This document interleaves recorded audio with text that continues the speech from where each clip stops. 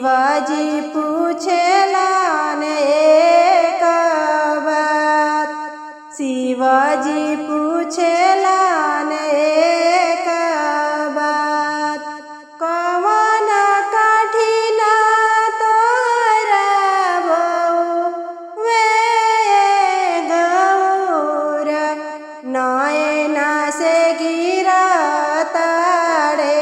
नीर, नयना से गिरतारे नीर। का हम कहीं शिवजी अपनी दुखवा, मोरा दुख कहलो न जाए, मोरा दुख कहलो न जाए।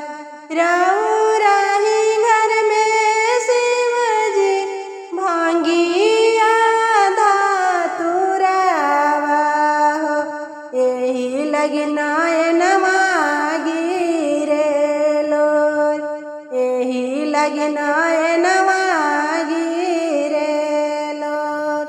काहे के गर नयनमा निरबहवालो,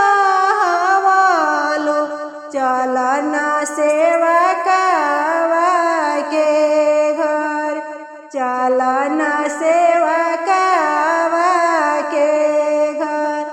उनके ही घरवा गौरा पूजा के तैयारिया हो, ओई जे मिलिहे पुआ पकवान, ओही जे मिलिहे पुआ